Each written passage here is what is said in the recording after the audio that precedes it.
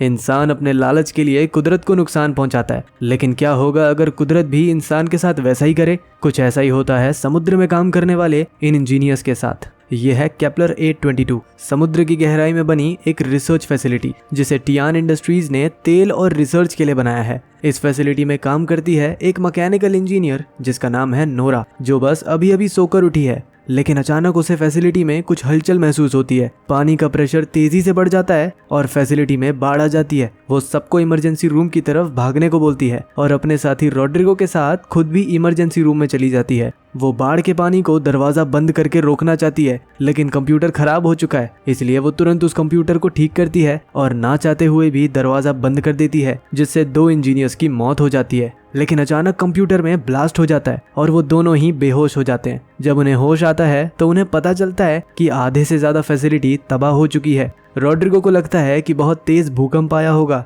लेकिन उन्हें फैसिलिटी के बाहर से बेहद डरावनी आवाजें भी सुनाई दे रही हैं। उन्हें बचने के लिए इमरजेंसी पॉड्स तक जाना होगा और रास्ते में उन्हें उनका दोस्त पॉल भी मिलता है, जो कि मलबे में अपने फेवरेट टेडी के साथ फंसा हुआ था। फिर वो तीनों एक साथ मलबे से रेंगते हुए एस्केप पॉड्स तक पहुंच जाते हैं, जहां वो कैप्टन से मिलते हैं। कैप्टन पीछे छूट गए क्योंकि बाकी सब लोग एस्केप पॉड्स और सबमरीन्स में बैठकर निकल गए। इसके बाद कैप्टन और नोरा कंट्रोल रूम में जाते हैं, जहां वो एमिली और लियाम से मिलते हैं। नोरा सिस्टम देखकर पता लगाती है कि कूलिंग टावर्स फट चुके हैं। एनर्जी और गर्मी के कारण अब किसी भी समय पूरी फैसिलिटी ब्लास्ट हो सकती है। इसलिए कैप्टन कहते हैं कि उन्हें एक दूसरी फैसिलिटी रोबक 641 में जाना पड़ेगा, जिसके लिए उन्हें स्पेशल सूट्स पहनकर समुद्र में 2 मील की दूरी चलकर तय करनी होगी। क्योंकि उनके पास और कोई रास्ता भी नहीं है, इसलिए वो सब सूट्स पहन लेते हैं और कुछ हथियार लेकर जाने के लिए तैयार हो जाते हैं। रॉड्रिगो टूटा हुआ सूट खुद पहनता है और सही सूट अपनी दोस्त नोरा को दे देता है। इसके बाद वो सब एक स्पेशल लिफ्ट से बाहर निकलते हैं, लेकिन अचानक पानी का प्रेशर बढ़ जाता है। रॉड्रिगो का कमजोर सूट उसे झेल नहीं पाता और फट जाता है, जिससे रॉड्रिगो की मौत हो जाती है।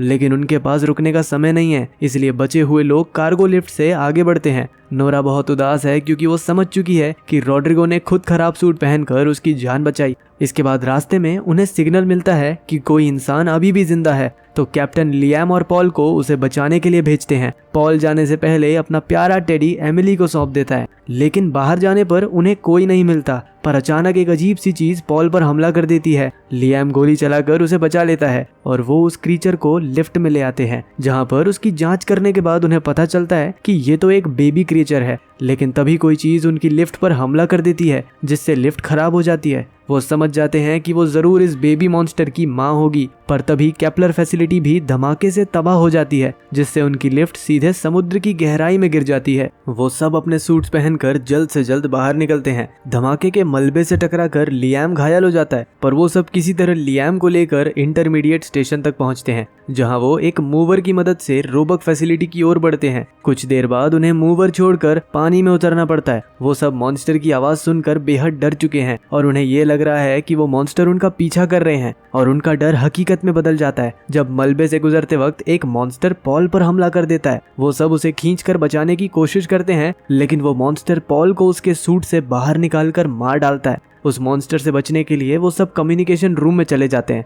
जहां उन्हें एहसास होता है कि उन्होंने अपने मतलब के लिए कुदरत का इस्तेमाल किया और उसे चोट पहुंचाई, इसलिए अब कुदरत उनसे बदला ले रही है। लियाम स्टेशन की मशीन को देखकर सोचता है कि आखिर 6000 टन की मशीन इतनी आसानी से कैसे टूट गई। पर तभी कैप्टन देखते हैं कि कम्युनिकेशन रूम की खिड़कियां भी टूटने वाली हैं, इसलिए उन्हें जल्दी निकलना होगा। लियाम कहता है कि वो उन सब पर बोझ नहीं बनना चाहता, इसलिए वो उसे यहीं छोड़ दें, पर वो सब उसे अपने साथ लेकर आगे बढ़ते हैं। लेकिन कुछ दूर चलते ही वो मॉन्स्टर उनके सामने आ जाता है और लियाम पर हमला करके उसे खींच कर ले जाता है। कैप्टन लियाम को बचाने जाते हैं और उसे सही सलामत वापस ले आते हैं, पर जब वो अपनी बंदूक लेने वापस जाते हैं तब वो मॉन्स्टर उन पर हमला करके उन्हें अपने साथ ले जाता है। लेकिन नोरा भी खींची चली जाती है क्योंकि उसका सूट कैप्टन के सूट से अटैच्ड है। उस मॉन्स्टर को हराना लगभग नामुमकिन है। आखिर में नोरा की जान बचाने के लिए कैप्टन नोरा के सूट को डिटैच करके खुद को कुर्बान कर देते हैं। कैप्टन के सूट के धमाके से नोरा अपने साथियों से बिछड़ जाती है और एक छोटी सी शेफर्ड फैसिलिटी में पहुंच जाती है,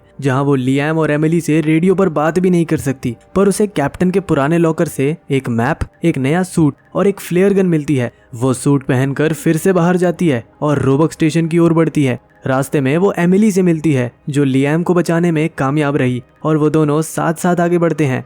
नोरा एमिली को अपने मंगेतर के बारे में बताती है जो एक बार उसके बिना समुद्र में तैरने गया था लेकिन फिर कभी नहीं लौटा। वो तो उसे बचा नहीं पाई लेकिन वो जानती है कि एमिली अपने बॉयफ्रेंड लियाम को जरूर बचा लेगी। काफी देर तक चलने के बाद वो आखिरकार रोबक फैसिलिटी तक पहुंच जाते हैं, लेकिन अंदर बढ़ते वक्त वो देखते हैं कि फैसिलिटी में ढेर सारे मॉन्स्टर्स सो रहे हैं। वो अपनी लाइट्स बंद करके चुपचाप आगे बढ़ने की कोशिश भी करते हैं, लेकिन एमिली के सूट में ऑक्सीजन कम हो जाता है जिससे अलार्म बज जाता है और एक मॉन्स्टर जाग जाता है जो नोरा पर हमला कर देता है। नोरा एमिली से लियाम के साथ आगे बढ़ने को कहती है। वो मॉन्स्टर नोरा को निगल जाता है लेकिन नोरा सही समय पर अपनी फ्लेयर गन का इस्तेमाल करके उसे मार देती है, पर इस हमले से सभी मॉन्स्टर्स जाग जाते हैं। नोरा एक और फ्लेयर चलाने के लिए तैयार है, पर फिर वो देखती है कि वो सारे छोटे मॉन्स्टर्स बस किसी के बड़े से शरीर का हिस्सा हैं। वो ऊपर की तरफ एक फ्लेयर शूट करती है जिसकी रोशनी से उसे एक बेहद बड़ा और भयानक एंशिएंट सी मॉन्स्टर दिखता है जिसका नाम है कथुलू। लेकिन कथुलू की एक झलक ही नोरा के पसीने छुड़ा देती है।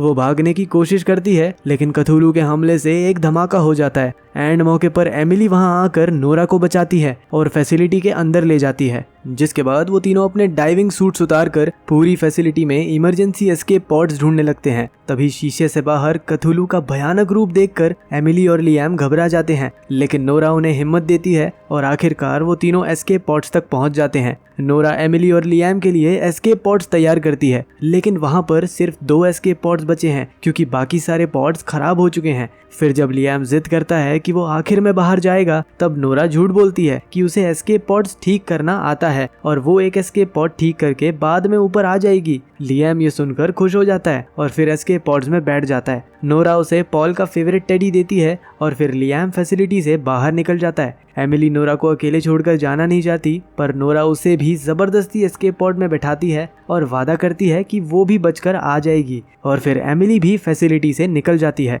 जिसके बाद नोरा बस अपनी मौत का इंतजार करती है। लेकिन फिर वो देखती है कि कथुलू ने एस्केप पॉड्स को देख लिया था और अब वो अपने बच्चों यानी कि छोटे मॉन्स्टर्स को एस्केप पॉड्स के पीछे भेज रहा है। नोरा ये देख लेती है, इसलिए अपने दोस्तों को बचाने के लिए वो कथुलू और सभी छोटे मॉन्स्टर्स को मारने का फैसला करती है। वो तुरंत सिस्टम ऑन करके फैसिलिटी के कोर कूलिंग टावर्स को बंद कर देती है, जिससे फैसिलिटी की न्यूक्लियर पावर ओवरलोड हो जाती है और एक बड़ा एक्सप्लोजन होता है, जिससे नोरा के साथ साथ कथुलू और उसके सभी छोटे मॉन्स्टर्स भी मारे जाते हैं। एमिली और लियाम इस सब से बच जाते हैं, लेकिन टियान इंडस्ट्रीज ने उन दोनों को समुद्र के अंदर की सच्चाई दुनिया को बताने से रोक दिया ताकि उनकी कंपनी चलती रहे, और उन्होंने एमिली और लियाम को नौकरी से भी निकाल दिया। सरकार ने सभी फैसिलिटीज को बंद करना चाहा, लेकिन टियान इंडस्ट्रीज ने ऐसा नहीं होने दिया और अगले साल वो फिर एक नई फैसिलिटी बनाकर अपनी रिसर्च जारी रखेंगे।